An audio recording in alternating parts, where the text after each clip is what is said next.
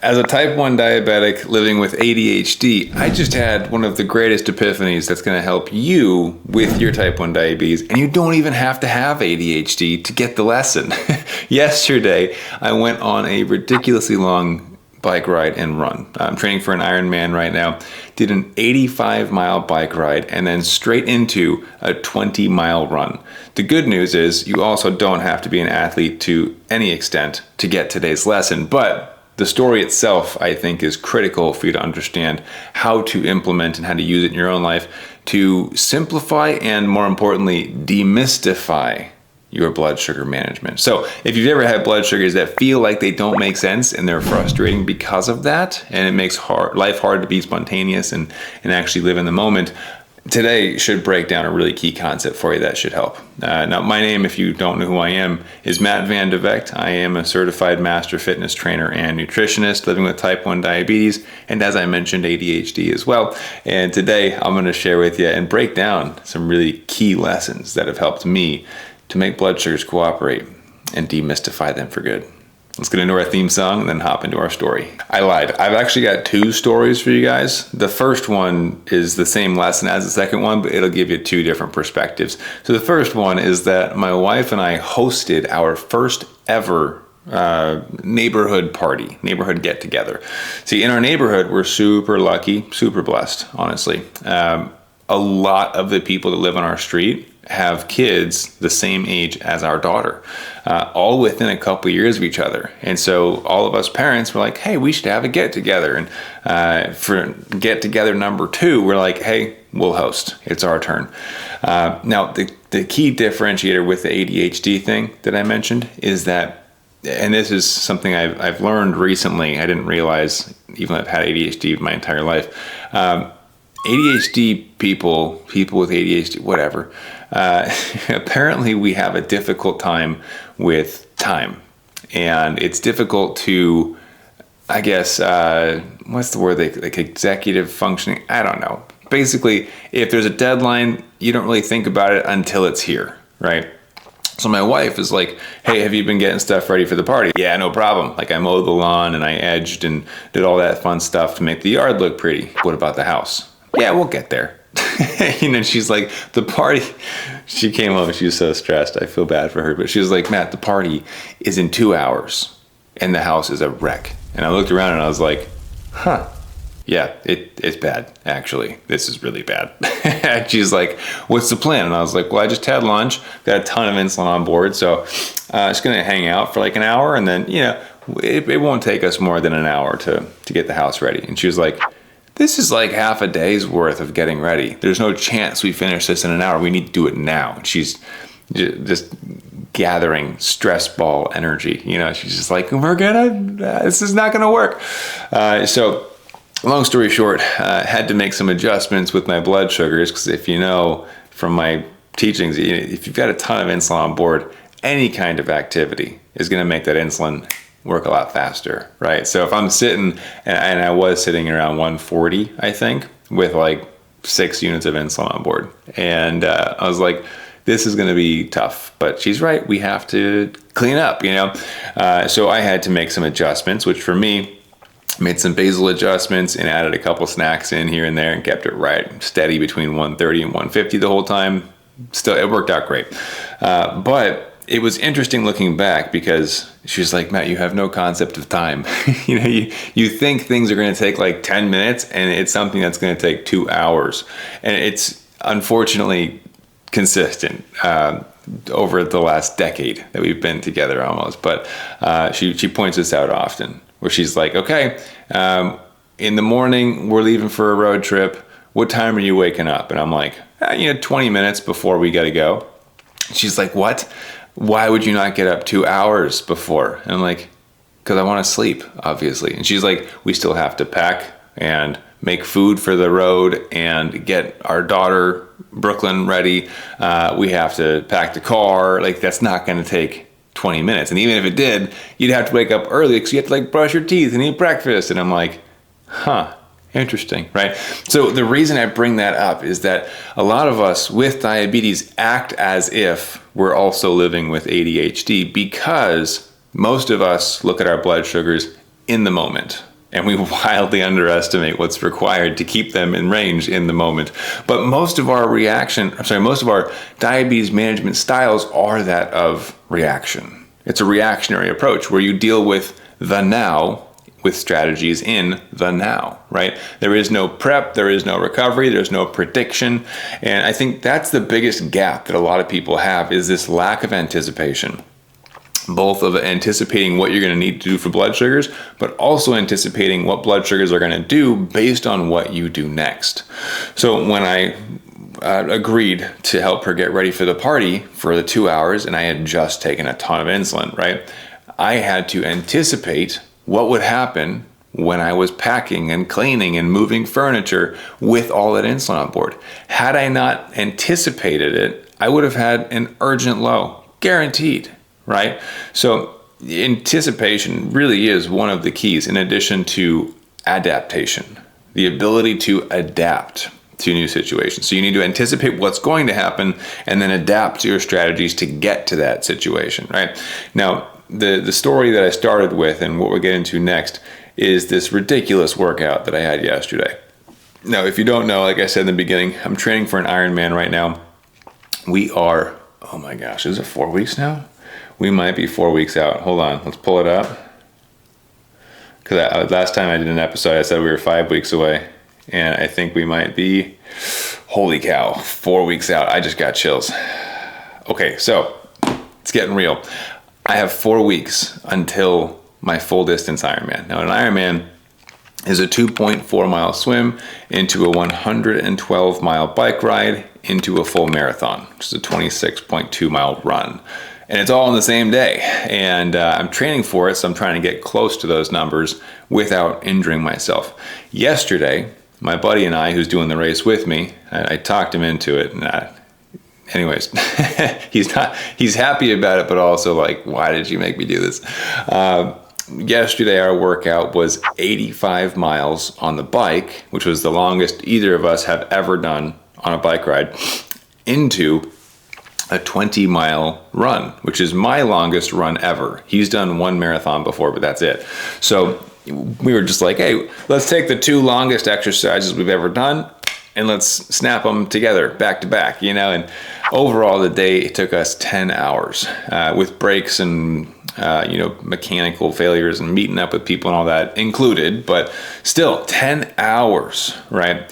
Now, if I had not learned to anticipate, I would have been up a creek. And secondly, if I hadn't learned to adapt, I wouldn't have finished. I'll just be honest with you guys. A number of things happened, but one of the key differences here is that I know that type of exercise lowers my blood sugars. I know that there are many complex variables with diabetes management that can change that. So I followed my standard strategy for keeping blood sugars in check. Part of Ironman is that you have to be able to eat continuously while riding your bike, a lot of food on the bike, and then continue with a little bit less, but still continue eating food while running. It didn't go great according to plan, so I didn't get a ton of food in on the bike ride, so I had to make an adjustment. And yesterday, for the first time ever, I was giving multiple boluses while riding my bike. I was very cautious about it, very calculated, and these were small micro boluses that allowed me to get insulin in, but not be too much in danger of pushing an urgent low, right? And I was finally able to get back on track, continue consuming carbohydrates for energy, right? Because when you're exercising for 10 hours straight, like, you need energy. You're eating breakfast, lunch, and dinner on the bike. And so that's the concept behind it. But the ability to anticipate those drops meant that I had enough glucose on me to balance things out, right? And my buddy, I asked him, I was like, what's your nutrition plan? Because diabetic or not, you need carbs on Ironman events and races. You have to be able to eat a lot of stuff. And he was like, oh, I've got XYZ. And I was like, for the first hour? And he's like, no, for the whole thing. And, obviously as a nutritionist, I'm a lot more dialed in. I understand more in depth, like what the body needs. And I was like, dude, you have enough fuel maybe for an hour, hour and a half. We're going to be out there for 10 hours. You need to take some of mine. And so I ended up giving him some of my fuel. But that's the big difference that I see with diabetics, is that some diabetics try to fly by the seat of their pants, right? And they're just like, we'll see how it goes. I'm going to wing it, right? And then other diabetics are more precision oriented, calculate everything, and know what to expect. And to me, that difference is the anticipation allows us to be more proactive in our management, whereas he was more reactive. He thought, I'm just going to use the strategy I've got in my mind, and we'll see how it goes. So he is able to adapt, right? He's ready to adapt, but without the anticipation, he didn't have the right tools to adapt with. So it doesn't matter how adaptable you are to a situation, if you're not prepared with the right tools, you're not going to achieve the end result that's desired, right? Versus me, I was able to anticipate not only my blood glucose fluctuations, but also my glucose needs to replace glucose that was burned during the events, right? So when you are able to anticipate, you unlock the ability to prepare adequately for adaptation.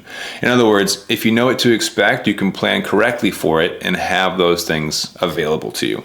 So because he, my friend, did not anticipate, he was unable to effectively adapt, right? And we had to make a couple pit stops, get some more fuel for him. Same thing with water, right? And because I was able to anticipate, and I've had practice with diabetes as well, right? Type 1 diabetes kind of forces you to adapt, but it also gives you lots of opportunities to learn how to anticipate, right? Most of us know if I take insulin, I'm going to drop, I should have carbs on hand, right? So most of us know if we go for a walk, we should just carry sugar just 'cause. Right? Because we anticipate that a walk might lower blood sugars. And if you don't do that, I don't care what your blood sugars are, bring sugar with you everywhere you go. At least something, okay?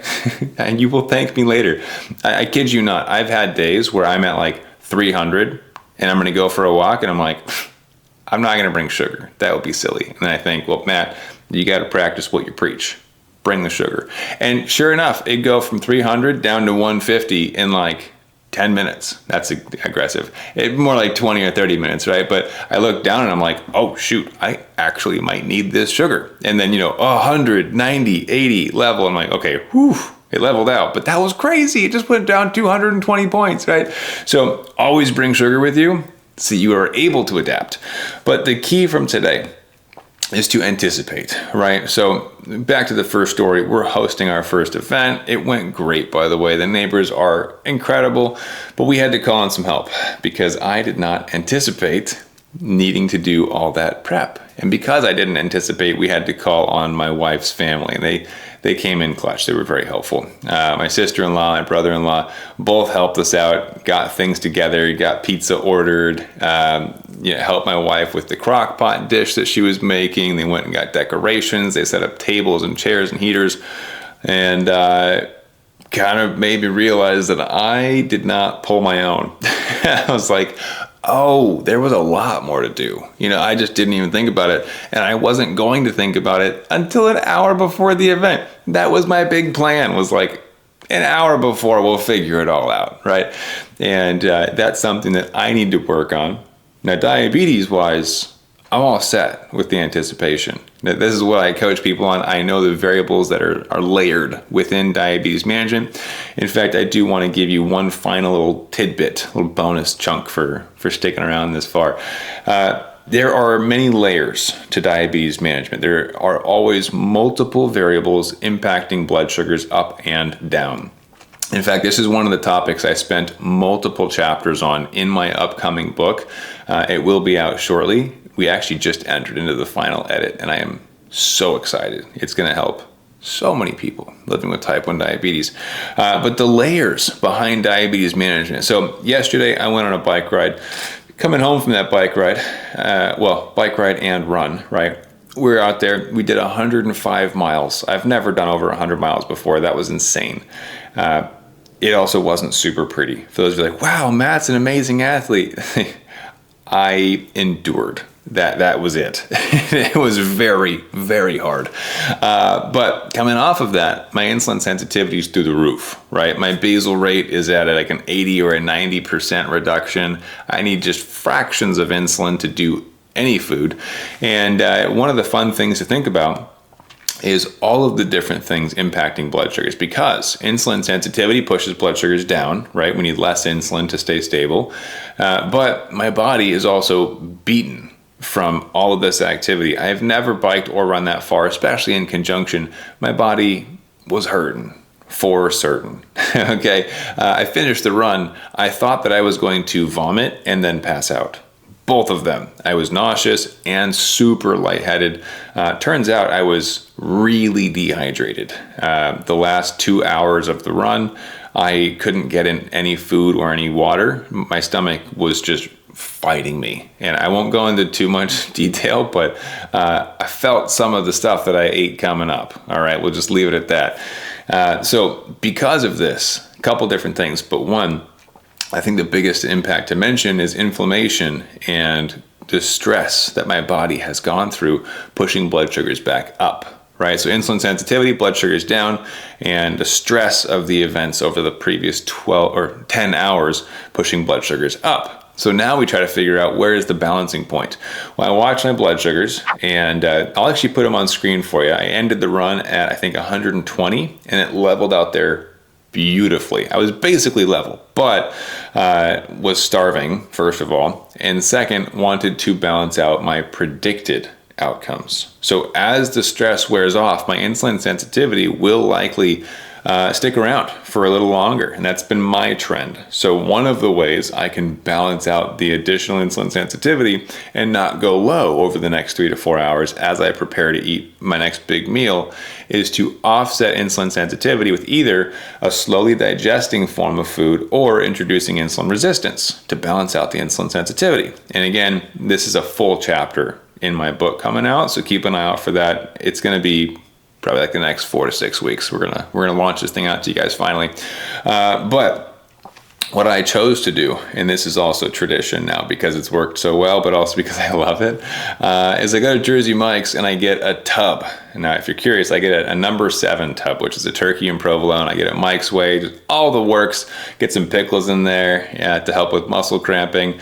And the turkey and the cheese give me a slowly digesting protein that converts to glucose over the next 2 to 3 hours, and fat that will, improve is the wrong word, but increase insulin resistance. So it will balance out the insulin sensitivity that I've got.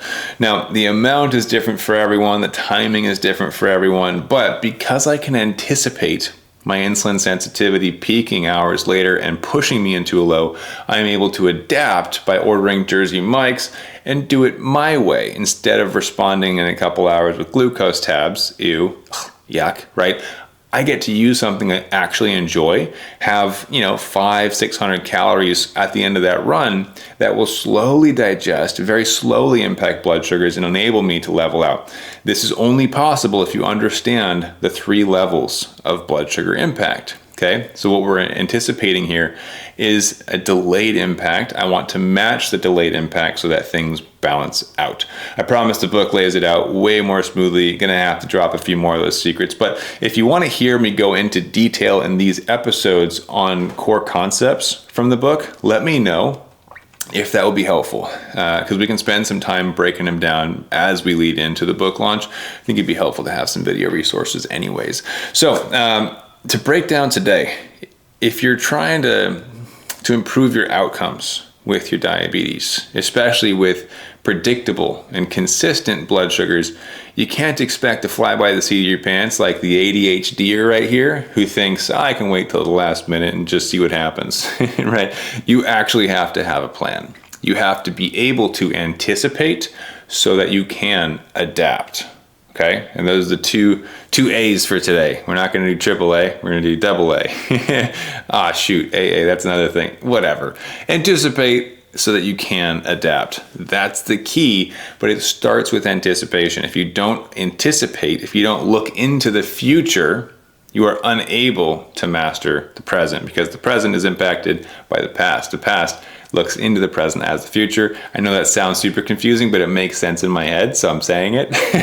Basically, if I am looking towards 1 hour from now, that's the future. As I get to the hour from now, the decisions that I made in the past are what influenced that present. So by looking into the future, I have mastered the present, right? So your future self will thank you when you do the things now that will smooth out your blood sugars in the future. I hope that makes better sense now.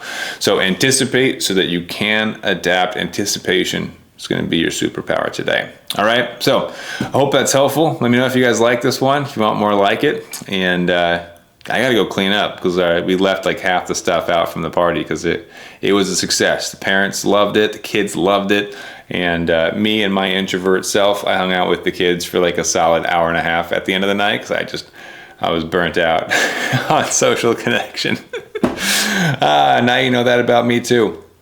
Introvert at heart, but I love hanging out with people. I gotta make sure it's in small doses. But thanks for hanging out. And we'll see you guys next week. So have a great rest of your day. If you haven't yet, consider subscribing if you want to learn more tactical lessons about blood sugars. Check out the other episodes, and we'll see you next time. Keep up the fight.